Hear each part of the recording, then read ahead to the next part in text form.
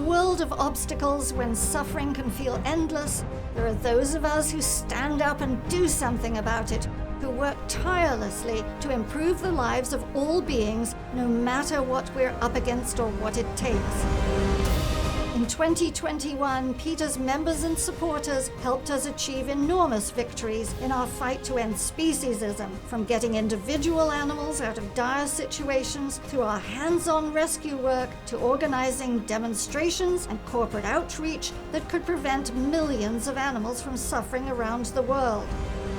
We persuaded even more companies and governmental agencies to replace cruel, archaic animal tests with human-relevant methods.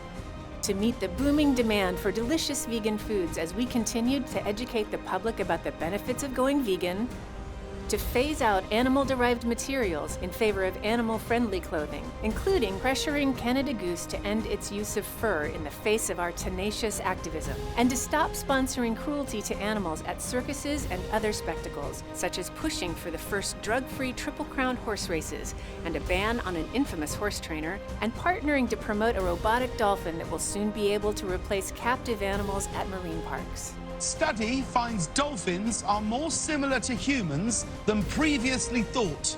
That's the headline. The honest headline should have read, "So why don't you swim around in a tank at SeaWorld?" asked dolphins. A picture can be worth 1,000 words, so we used heartbreaking footage from investigators and whistleblowers to expose the pain and misery that animals endure when they're exploited for profit, and to ensure that fewer animals suffer the same fate.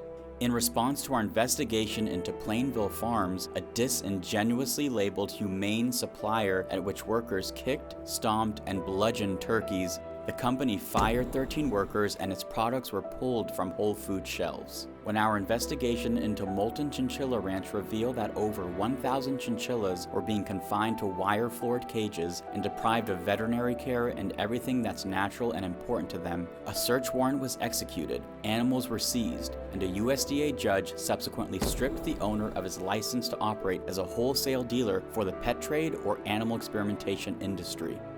We also released first-of-its-kind footage of a beagle puppy mill that supplies laboratories. The pups and their mothers were caged in barren kennels, sprayed with a high-pressure hose, and killed without veterinary oversight, resulting in the opening of a landmark investigation into the facility by the USDA.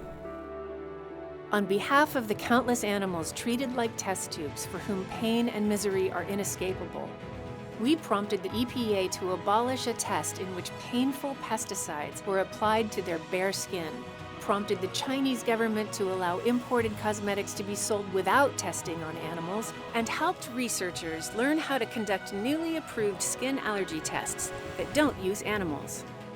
Our legal team filed a groundbreaking constitutional lawsuit to protect owls from enduring brain damage and being killed at Johns Hopkins University.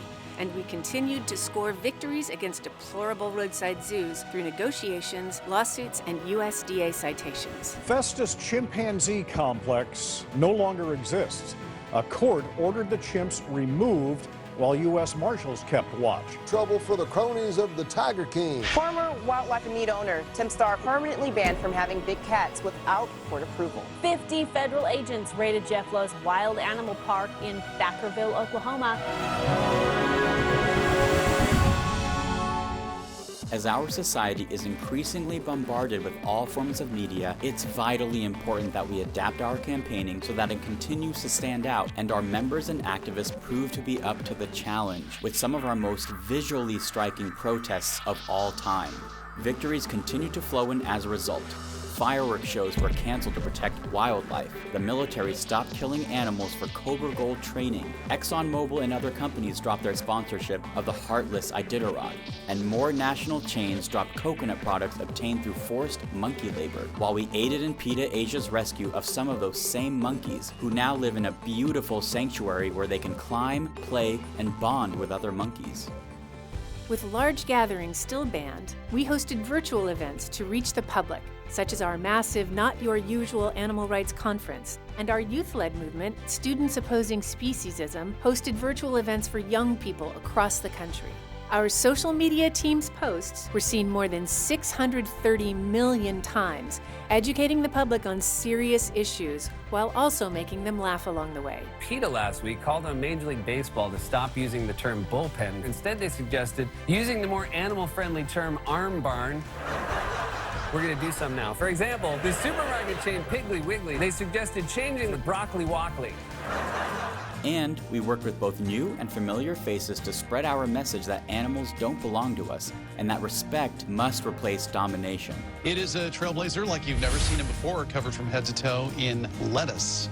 Pretty cool. It does look cool. Let me introduce you to a little life hack called petfinder.com. It has as many filters as Tinder, but these pups won't mansplain Joni Mitchell's back catalog to you with a piece of feta cheese stuck to their bottom lip. The bottom line here is that the animals used in these unnecessary and cruel experiments suffer.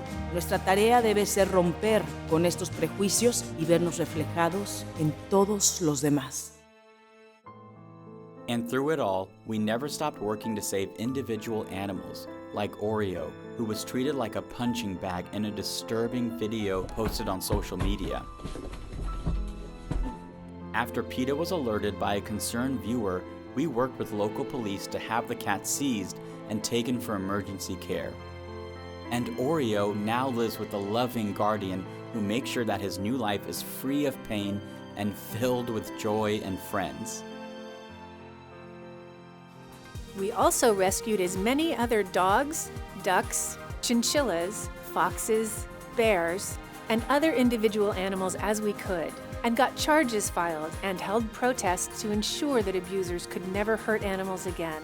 We delivered nearly 160 sturdy dog houses and 1,300 bales of straw bedding to protect dogs chained up outdoors from the elements, and spayed or neutered more than 13,000 cats and dogs to help curb the homeless animal crisis. Y'all doing a wonderful job. No matter what was needed, PETA was ready to help day or night, fighting for an end to speciesism around the world. We are committed to improving the lives of all animals, no matter what they look like, whether they're loved or despised, or what their predicament. On behalf of all of us, thank you so much for supporting this truly vital work in 2022 and beyond.